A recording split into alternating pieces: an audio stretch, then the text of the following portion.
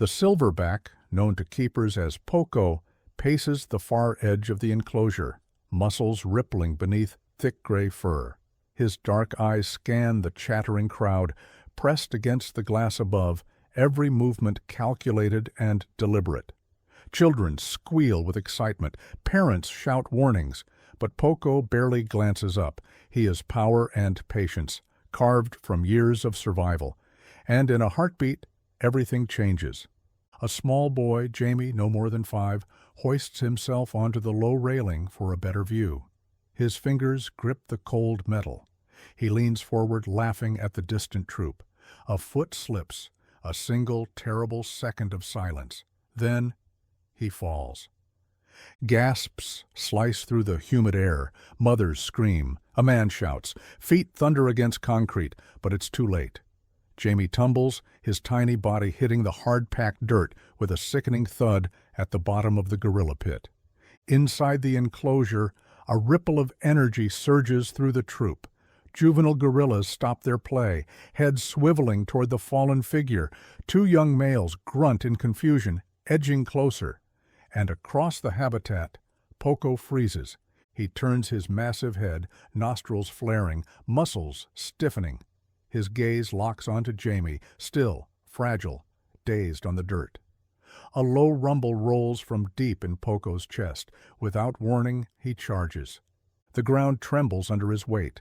Visitors cry out, some scrambling back from the glass in panic. Keepers fumble for radios and tranquilizer gear. In the chaos, someone yells, "Get the rifles! Get the nets!" Poco barrels across the clearing, a 400-pound force of nature, unstoppable and inevitable. Jaime stirs weakly, lifting his head just as the gorilla closes the distance.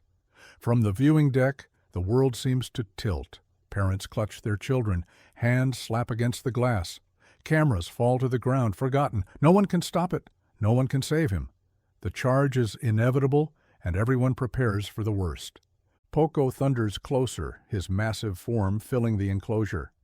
Then, at the last possible moment, he stops. Dust kicks up around his enormous feet. His chest heaves. His black eyes, fierce and wild, bore down into Jaime's, but he does not strike. Instead, he plants himself solidly between Jaime and the rest of the troop, a living wall of muscle and will. With a low, rumbling growl, he faces down the younger gorillas, warning them back. Jaime blinks, dazed, tears mixing with the dirt on his face. Above, the crowd falls into stunned silence. In that moment, something ancient stirs in Poco. Not rage, not fear, recognition. The keepers hesitate, frozen at the perimeter. No one dares fire a tranquilizer. No one dares move too quickly. Because somehow, against every instinct and every expectation, the feared alpha isn't a threat. He's a shield. And though no one understands it yet, what they're witnessing is not a fluke. It's something born from the deepest scars of Poco's own past. The young males of the troop bristle with agitation, restless and confused. They shift forward, testing Poco's resolve, drawn to the strange small creature lying helpless on their turf. But Poco is immovable. His massive body is planted firmly between Jaime and any threat, arms wide, chest puffed, a living barricade. Low rumbles pulse from his throat, a deep, resonant warning. Above the enclosure, parents scream for zookeepers to act. Some hammer fists against the glass in helpless panic. A guard yells for tranquilizers. Emergency sirens wail to life, piercing the humid air. Still, Poco holds his ground. Jaime whimpers, tiny hands scraping at the dirt as he tries to push himself up. His knee buckles. He collapses again. Every movement sends another wave of tension through the crowd. Poco flicks his gaze back toward him, then grunts softly, a sound less like a threat and more like reassurance. He steps sideways, gently guiding Jaime toward the rock outcropping that marks the shallowest edge of the pit. Zookeepers line the perimeter now, radios buzzing at their hips.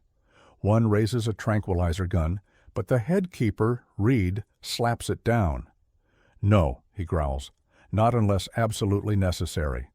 One wrong dart, one wrong move, and Jaime could be caught in chaos worse than anyone dares imagine.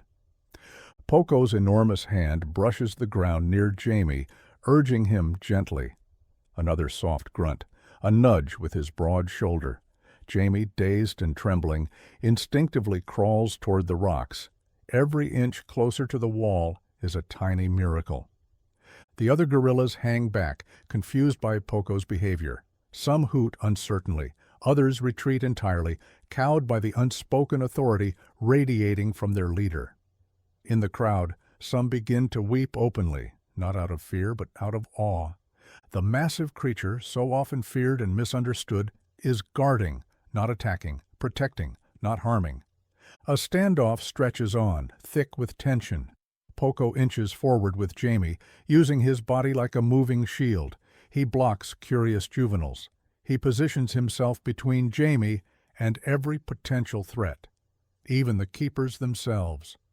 Reed radios quietly. We have one shot at this.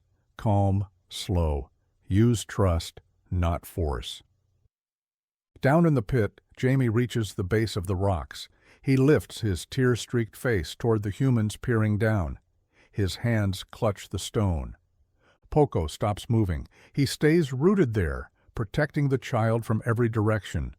It's an act of astonishing restraint and astonishing memory, because this is not instinct alone, it's experience. And the echoes of a loss Poco has never forgotten are guiding his every move. Behind the scenes, a frantic search through old records begins. Keepers tear through files, pulling up dusty reports, grainy photos, forgotten histories. And buried deep in the archives, they find it. Poco's story. Born into a wild troop deep in Central Africa, witness to the slaughter of his family by poachers. One of the only survivors, a terrified juvenile who had shielded his younger siblings with his own body, refusing to abandon them even as chaos raged around them. Rescued, rehabilitated, relocated. But the scars, invisible to most, had never truly faded. Now in Jaime, lying defenseless at his feet, Poco saw the same helplessness he once lived through. The same terror, the same need for protection. It wasn't randomness, it wasn't coincidence, it was memory. Zoo management debates frantically whether to intervene, to dart, to distract. Every second they hesitate feels dangerous. Every second Poco remains calm feels like a blessing. The head keeper, Reed, an old man with decades spent among animals, makes the decision. No darts, he says. We trust him. Meanwhile, in the pit, Poco shifts again, positioning himself so his massive body covers Jaime from every angle. The troop begins to lose interest, wandering back toward the far trees. The younger males no longer challenge him, because they understand, too. The alpha has decided this boy is his responsibility now. Inside the control room, someone murmurs, "It's like he's back there again, protecting." The room falls silent, even the radio's quiet. No orders, no shouting, just hope. At the edge of the enclosure, a young keeper named Mara volunteers to try a new plan. She knows Poco well, trained him, cared for him during his first months at the zoo.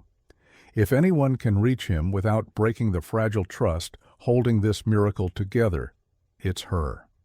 Mara steps carefully through the secondary gate, armed with nothing but soft words and calm movements. Above, the crowd watches, holding its collective breath. Below, a boy's life and a gorilla's redemption hangs in the balance. Mara moves slowly, her hands visible, her body low. Poco turns his massive head, nostrils flaring. His whole body tenses, massive muscles bunching beneath thick fur. A low growl rumbles from his chest, vibrating through the ground. But she doesn't falter.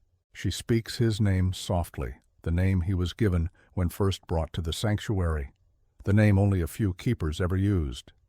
"Easy, big guy," she murmurs. "It's okay. You're doing good." Poco shifts his weight, planting one hand in the dirt. His eyes flick to Jaime, then back to Mara. A flicker of recognition passes between them. He grunts, a soft, questioning sound. Mara continues forward, step by cautious step, She holds out a familiar cloth, a piece of an old training blanket the gorilla once clutched for comfort. The scent catches his attention immediately. He huffs, nostrils flaring again, but his posture loosens. His shoulders dip slightly. His massive hands relax from fists into open palms. Jaime whimpers, crawling the last few inches toward the enclosure wall. Mara is there instantly, scooping him into her arms with shaking hands. Poco stays absolutely still. Not a growl, not a lunge, not a sound. He watches as Mara carries the boy toward the service exit, his dark eyes calm but unreadable. The crowd, the keepers, the world, all frozen in awe. As Mara reaches the gate and slips through, Poco finally moves. He turns and ambles slowly back toward the troop, his massive frame disappearing among the trees and climbing structures. No anger, no regret, just quiet acceptance. Jaime is safe, and somewhere, deep in Poco's heart, another tiny piece of the past is finally laid to rest. The video footage spreads across the globe like wildfire. News anchors replay the moment over and over. The boy, the fall, the charge, and the incredible protection that followed. Experts argue, some call it instinct, others call it an accident. But those who know Poco's history see something deeper: compassion, memory, redemption. At the zoo, visitors flood to the gorilla enclosure in record numbers, not to gawk, not to fear, to honor. Children leave drawings and letters at the foot of the exhibit. "Thank you for saving the boy," one reads, with a crayon sketch of the huge gorilla standing proudly between a stick figure boy and the rest of the troop. Poco, for his part, returns to his routines, eating, napping, leading. But something in him has changed.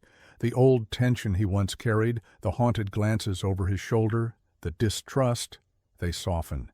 He moves a little easier, he rests a little deeper, and the keepers, those who truly know him, understand. Because this wasn't just about saving a boy, it was about saving himself.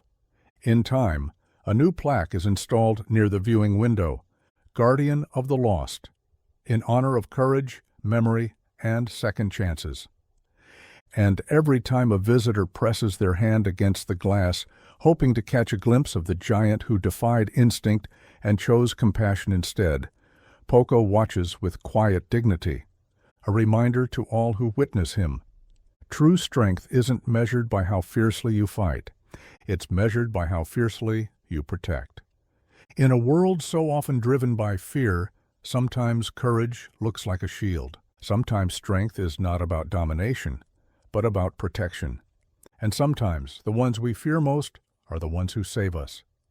This story reminds us that compassion runs deeper than instinct, and that the scars we carry can shape us into something stronger, something better. If this story moved you, please like this video and subscribe to our channel for more real-life moments that prove hope can be found in the most unexpected places. Have you ever witnessed an act of unexpected bravery or kindness? Share your story with us in the comments. We love hearing about the incredible moments that restore our faith in the world. Thank you for watching. Stay strong, stay kind, and remember, real power lies in the heart.